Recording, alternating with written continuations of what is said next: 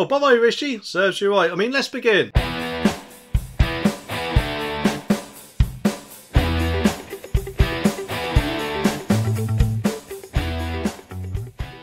The article says that ministers today lost their legal battle to stop Boris Johnson's unredacted WhatsApp messages and diaries being handed to the COVID inquiry. The Cabinet Office had been at loggerheads with Inquiry Chief Lady Hallett over whether she should access the unambiguously irrelevant texts. But at a ruling today, Lord Justice Dingemans, hope I pronounced that correctly, sided with the inquiry, ordering ministers to pass the documents on. Hugo Keith, KC, acting for the investigation's chief Lady Hallett, argued the Cabinet Office deciding what is and isn't irrelevant would escalate this and future inquiries. Lawyers for Boris, who actually wanted to give over the texts, insisted there was a real danger of undermining public confidence if Whitehall won. Following the ruling, though, the Cabinet Office has said it will work together with Lady Hallett to ensure the privacy of ministers, civil servants and special advisers is respected. If personal or irrelevant information is contained in the materials, it won't be shared with the wider inquiry team, but rather handed back to the government. And a government spokesperson said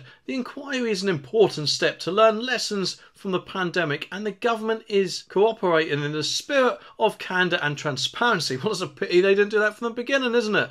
Anyway, officials previously argued that the WhatsApps should be kept hidden because of important issues of principle were at stake. Well, of course I didn't know about you, but I personally think Rishi's integrity was at stake more than anything, because he seemed absolutely dead against them having any of those messages or diaries or whatever, didn't he? Even, of course, he appeared to stand on a placard and say, "Oh, we're the government of transparency. We will give you everything you need to know," and yet he denied these. When obviously people like Boris was quite willing to hand it over, which makes me wonder why. I mean, possibly, and this is just my theory, I could be completely wrong, but personally, I think that somewhere within those WhatsApp messages on one of the groups, or maybe in a handwritten note somewhere, potentially could have been something like, I don't know, Rishi's plan for getting Boris out, maybe? At a time, of course, when Boris was Prime Minister and Rishi was setting up a Ready for Rishi website back in December 2021, thereby, in my opinion, starting off the whole backstabbing saga to begin with. Or maybe, just maybe, he could have even been enticing other people to quit, or whatever, to bring down Boris. I mean, can you imagine the amount of crap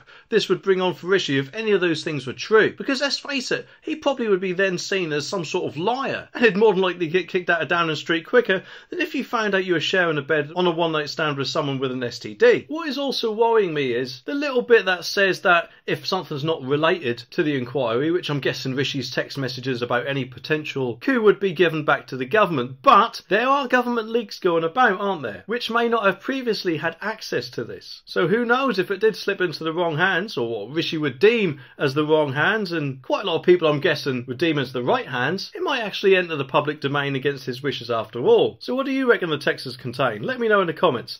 Anyway, I'll be back soon for some more, so make sure you click that subscribe button down there so you don't miss my next video. I'll see you in the next one.